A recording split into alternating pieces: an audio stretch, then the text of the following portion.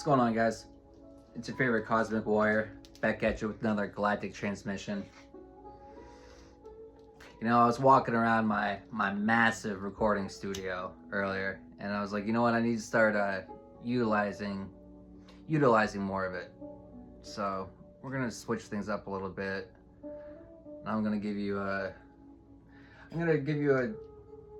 reading from part of my studies from the Gnostic Gospels. But we're going to cleanse the energy first and get a prayer in, and then we're going to tap into that.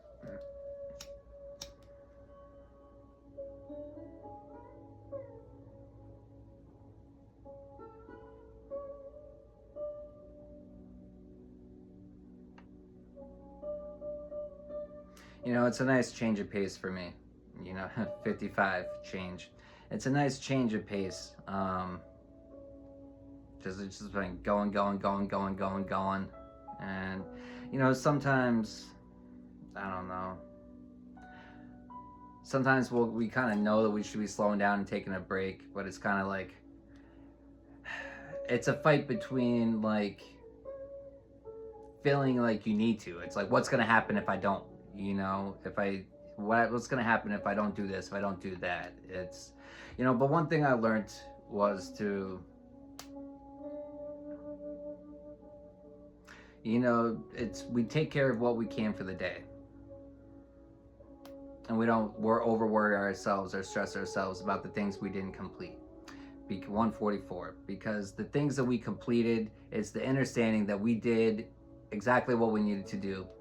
And then, you know, that's fine. We did exactly what we needed to do. Nothing more, nothing less, exactly what we needed to. Could there still be some work to do? Yeah. Well, that's for tomorrow. Why worry about it today? You know, worrying about tomorrow's problems. It's over-worrying. It's one thing to think. It's one thing to try to plan properly. It's another thing to over-worry. It's another thing to overthink.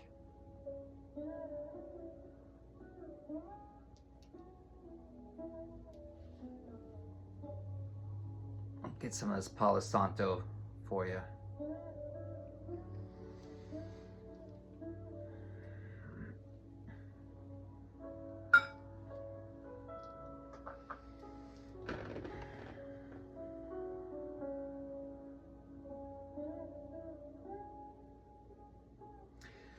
Spirit, thank you for today.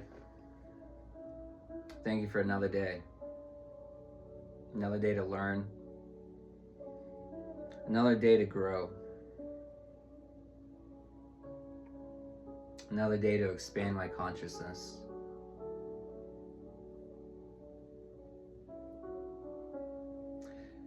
Thank you for drowning me in love. Thank you for drowning me in peace. Thank you for drowning me in happiness. Thank you for drowning me in joy. Thank you for drowning in me in discernment. Thank you for drowning me in intuition. Thank you for removing anything in me that is not of you and replacing it with that which is.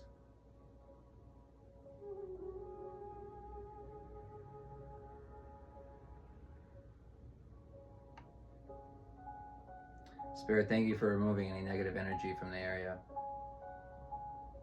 Thank you for coming through and guiding, protecting this message as I deliver it. And so it is. All right. Well, so I was reading today from it's the Apocryphon. It sounds weird when I say that word. I don't even know if I'm saying it right. I feel like I'm butchering it. But it's the Apocryphon of John. And I was reading part 2.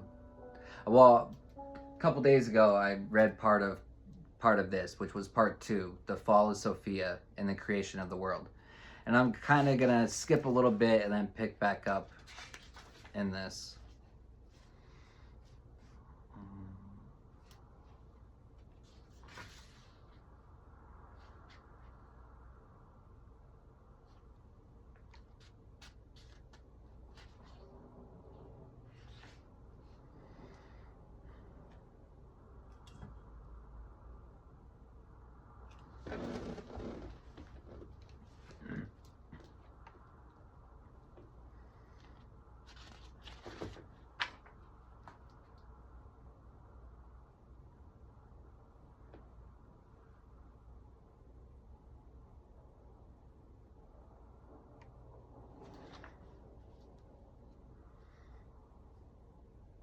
Yeah, this wasn't really planned, but it's none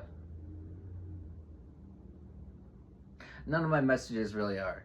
I mean, it's a thought, it's an idea. Hey, this is what I'm gonna do, but then it's just like winging it. It's well, not so much winging it. It's letting spirit guide. It's following. I'm taking the first step, but then I'm just following where I'm led to, what I feel guided to.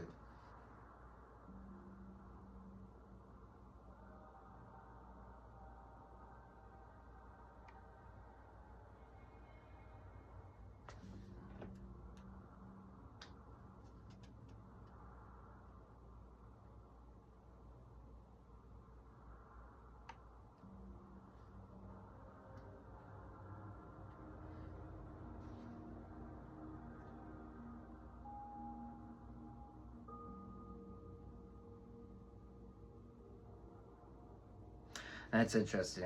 Definitely, I'm gonna start right here.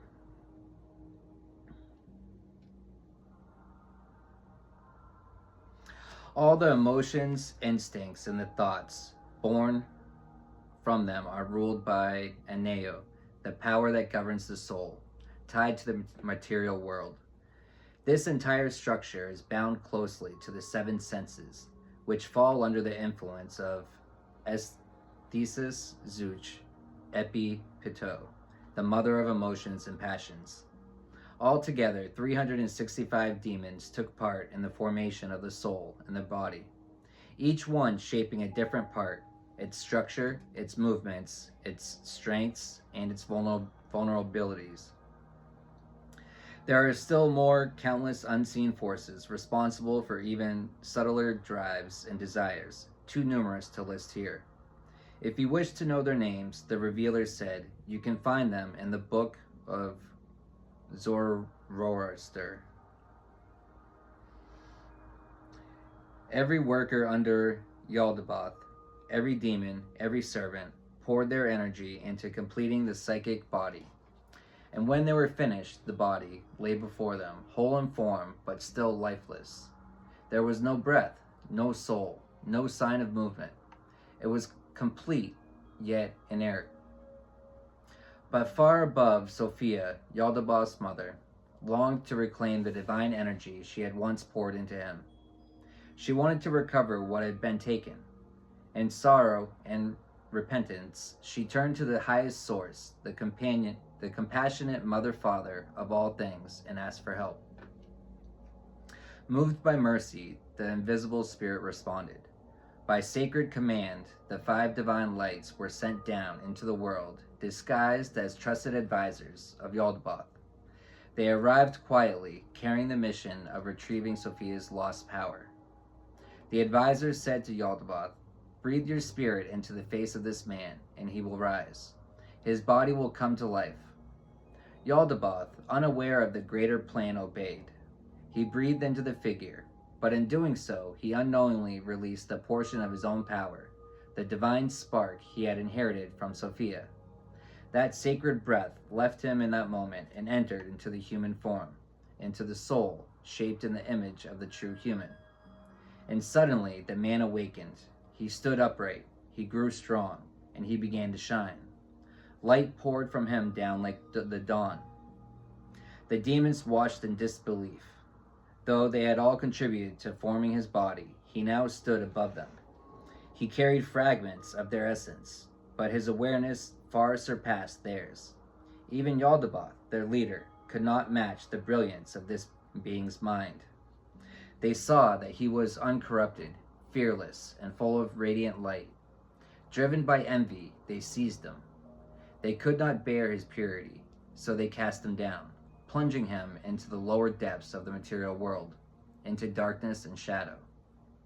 But the Blessed One, the true source of love and mercy, looked with compassion upon the divine power that had once belonged to Sophia, and now lived within the man formed by Yaldabaoth.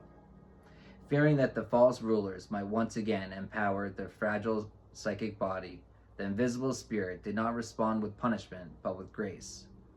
From the heart of the divine kindness, the spirit sent a helper to Adam, a being filled with radiant insight. She came forth from the true spirit, glowing with wisdom and light. Her name was Epinonia, and she was also called Zolife. She was not sent just for Adam, but for all of creation, to guide, to restore, to remind. She stayed close to him, quietly helping him move towards wholeness. She whispered truths to him, reminding him of where his soul had come from, and showing him how to return. The path upward was the same as the path downward. I'm going to stop right there and touch upon a couple things real quick. Now, what stands out right away is, just where I began. And when they were finished, the body lay there before them, whole in form, but still lifeless. There was no breath, no soul, no sign of movement. It was missing the spark of life. And it's man trying to play God. It's man thinking that we're above God. They tried to create it without it, but it was lifeless. They formed everything perfectly. They all came together to create this perfect thing. The only thing was the foundation. It wasn't based upon the Most High. The Most High was missing from it. The spark of life was missing from it. And so even though everything works perfectly in theory, without that, it's nothing. Then it talks about the compassion of spirit. And how, but it's the way that the Most High can change everything without changing anything. It's talking about how, the Most High sent down workers of the light to manipulate the darkness, to get them to work for them. And it's just interesting. And when we think these things don't happen right now, we think these things don't still happen around us today. Of course they do. But we're blind. We're blind from it. We can't see it.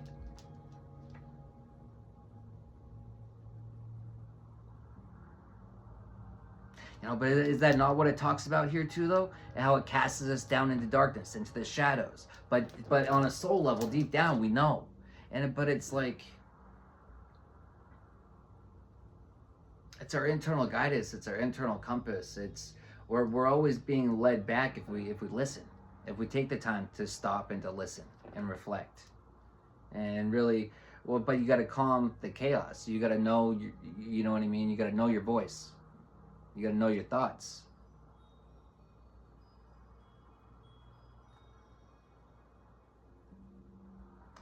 The path upward is the same as the path downward. And it's the descent, but it's also the ascent.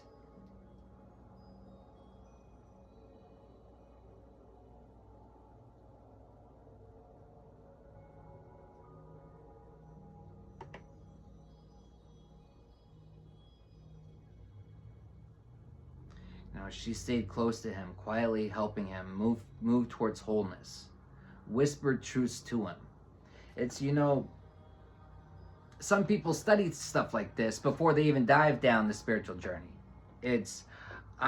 What I did just naturally happened. And so I don't seek guidance. I'm seeking understanding of what I already did. I'm seeking understandings of the truths that I know to be true. I know what happened, and it's the hows, the whys. It's the lies, the false programmings that I'm still working through. But I'm not. But the difference is, I'm not seeking guidance to do something. I'm seeking understanding of what already happened. I'm seeking understanding of the internal truths that I already found. I know to be true, but the hows. That's where the confusion is, because there's not a whole lot of truths out there. Most of everything we're taught and fed and spoon fed and pushed down our throats is all propaganda. It's all lies. It's all deception. But then we're taught truths. You know what I mean? We're taught the truths. We're taught to be scared of the truth. We're taught to be scared of things that could be beneficial to us. We're taught to be scared of things that are divine. Well, why would that be?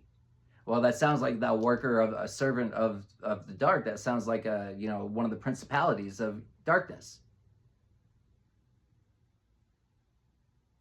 But it also, I don't know if it touched upon this yet, but it talks about division. But let's get back into this some more.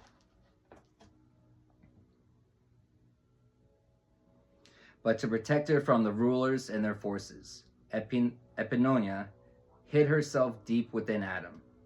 They could not see her, for she had come to heal what their mother had broken. Though Adam had been formed from the elements below, he carried within him a trace of divine light, a spark, a glimmer of something eternal. His intelligence outshined those who had shaped him, but the rulers noticed. They saw something in him they could not control. So they devised a new plan. They stirred the elements, fire, earth, water, and the four winds, mixing them with violent chaos. From this tumultuous storm, they shaped a new form, something born of destruction. Adam was drawn even further into this chaos, sinking deeper into the shadows of death. This new body, crafted from earth, water, fire, and wind, was not merely physical. It was imbued with matter and darkness, driven by craving. What they gave him was not a true body. It was a false spirit, an artificial shell. It was not a home for the soul, but a trap. Not a vessel, but a tomb.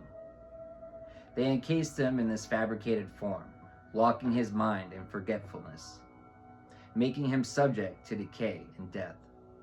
This marked the first fall, the beginning of the separation between soul and truth. And yet, even in that descent, something remained untouched. Hidden deep within him, the radiant presence of Epinonia endured, waiting for the right moment to stir his awareness and lead him back towards the path of return. The rulers took this man they had formed and placed him in a garden, a paradise of their own making. They told him, "You may eat freely from everything you see here." But this so-called paradise was a lie. The food they offered was bitter. The beauty was only surface deep, corrupted at its core. Everything they gave us was wrapped in illusion. Their trees bore twisted justice. Their fruit was poisoned with deception. Their promises whispered death. Man, look at everything we're doing, everything that we consume today as far as food goes, and it's everything's fabricated. Even the meat's not even real, and it's all the information and knowledge is in front of us if we choose to look for it, if we choose to believe it. But it's almost, we don't even have to look for it now. It's right there, it's in our face, and it's either you're going to remain ignorant and blind to the truth and keep continuing to feed the poison that's just meant to disconnect you from yourself, from your soul, from the Most High, or you start seeing through the veils and you start following. I was led to go vegetarian. One, because, first off, we're not supposed to be consuming things that are dead anyways, right? Much less, it's not even real. It's fabricated. It's not even real meat that we're consuming anymore. It's not real.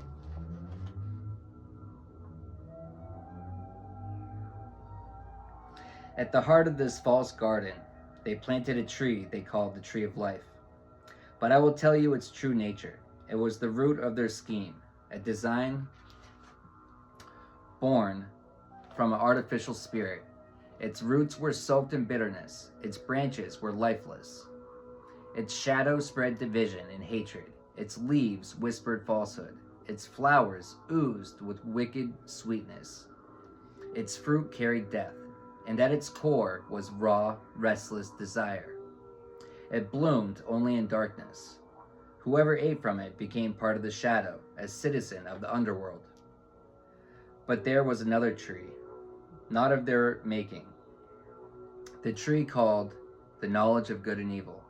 This was not theirs to claim.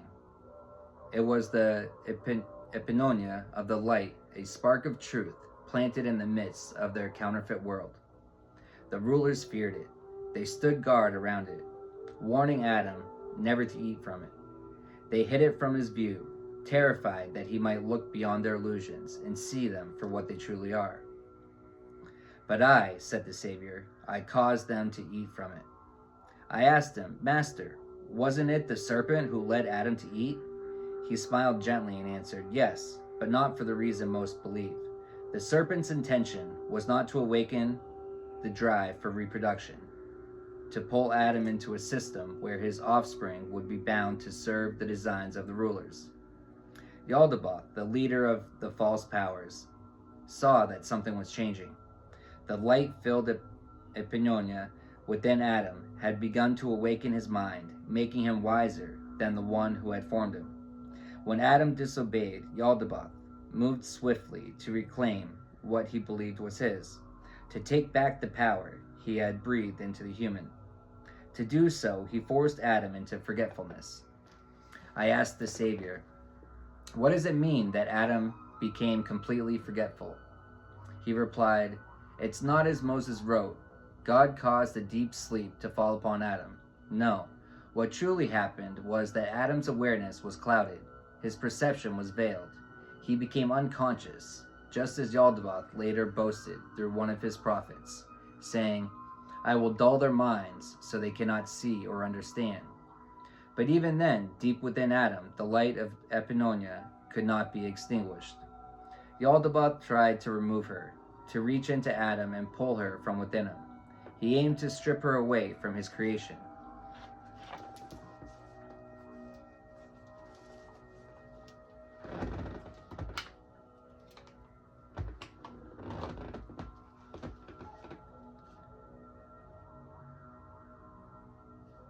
But Epinonia could not be taken. Darkness chased her, but it could not hold her. Still, the ruler succeeded in drawing out a portion of the power he had originally breathed into Adam. Using that stolen fragment,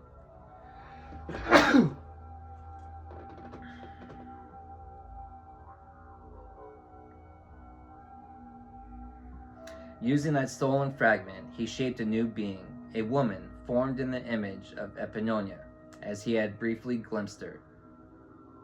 He placed the energy taken from Adam into his new form, thinking he had created something new, but in truth, he had only divided what he could never fully control.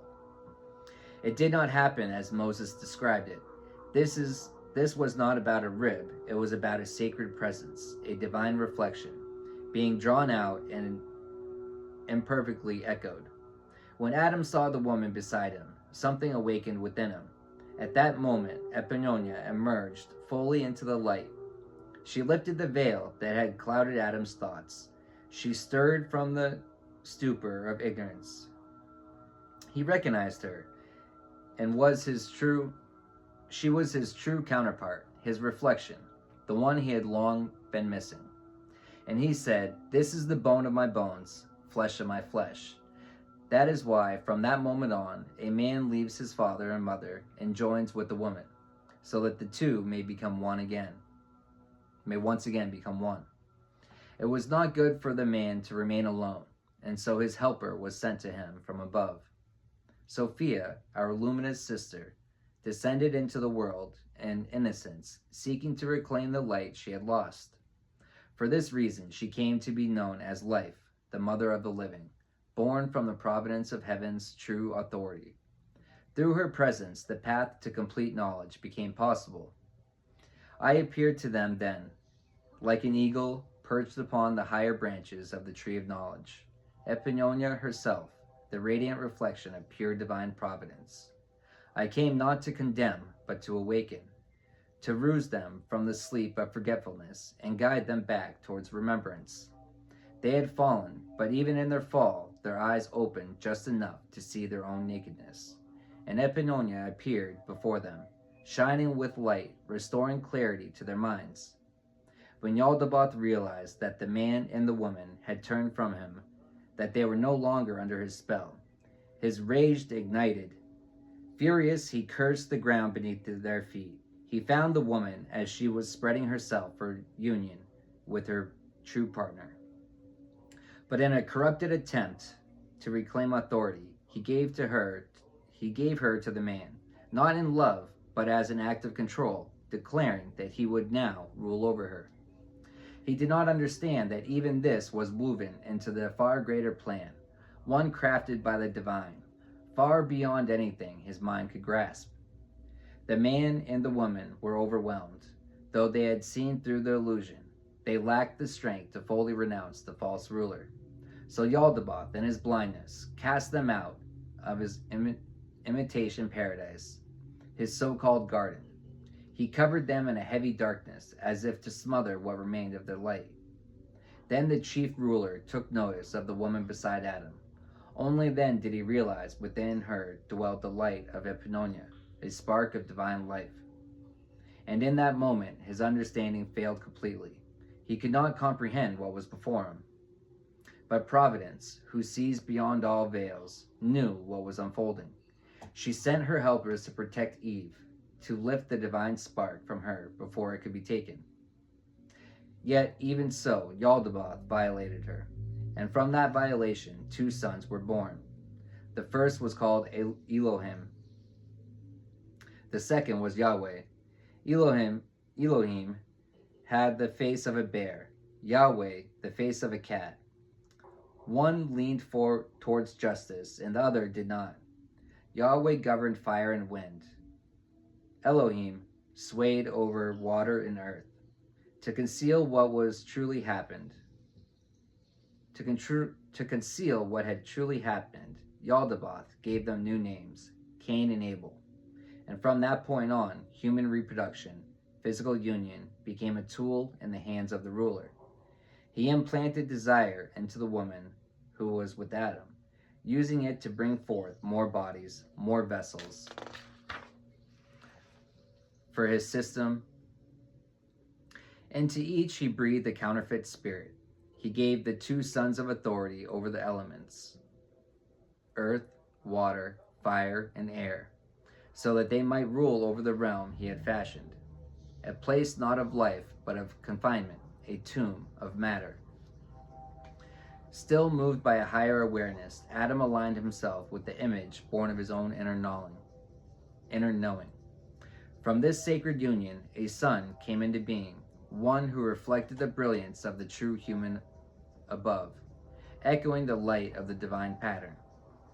Adam named him Seth, shaping him in likeness to the eternal lineage that exists beyond corruption, in the upper realms untouched by decay. In parallel, the Heavenly Mother extended a part of her own spirit into the world. She set forth a shining presence, an image of herself, radiant with completeness, to make room on earth for what would descend from above. This presence was a vessel, a sacred resting place to welcome what was still to unfold, a bridge between the worlds. But the lower powers had not withdrawn Yaldabaoth. Yaldabaoth, ever hungry to distort the truth, stepped in once more. He clouded humanity's mind, causing them to drink from the waters of forgetfulness.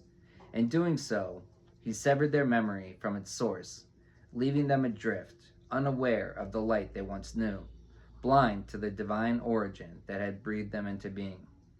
For a time, the children of Seth, those who carry divine potential, lived under that veil of amnesia, but it would not last forever. When the Spirit descends again from the sacred places above, it will awaken them. It will raise them up.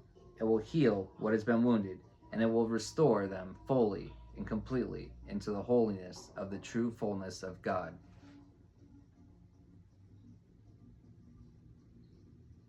You know, I feel that's 29 on the clock. 29, 11. You know, when Spirit descends again from the sacred places above, that's where we find ourselves now. You know, the age of Aquarius, you know, the veils are the thinnest between the realms, right? That they've been in a very long time.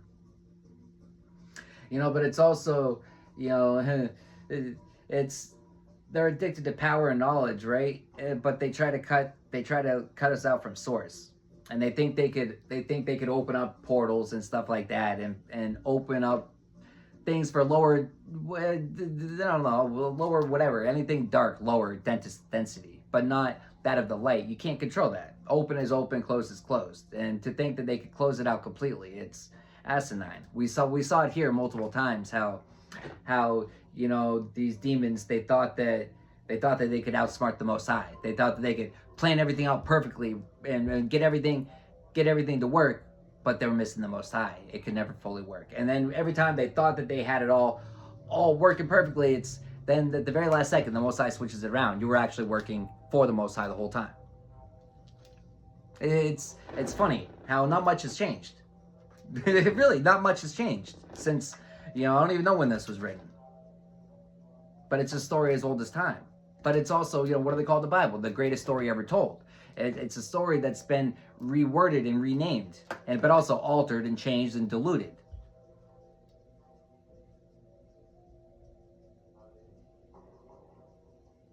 A really good book to read is it was a good book. It was called How to Understand Your Bible, and it teaches you to read between the lines of the messages, and when I read books like that, certain things just resonate. It's because it's things that I have found through my life to be true, and this is just giving explanation into what as to what I know to be true, but I lack the words to really put it together. But it's helping me with my programming. It's all part of the learning process. But I know certain truths internally. I know it to be true. Like, I don't fully understand, and so this is a very enlightening for me. Putting pieces together. But that's all it is. It's my puzzle piece is up. My puzzle is already kind of put together, but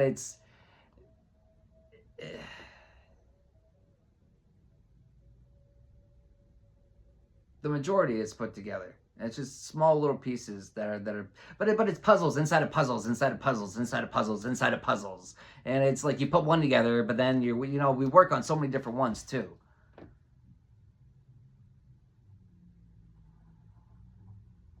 So many different ones. Artificial spirits.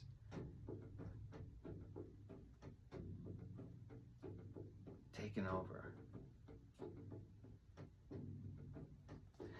But it's the war path. It's the war drums. It's the beating of our soul that we can't get away from. That we just feel. That we feel the calling. We feel the pull. We feel that we're drawn to certain things.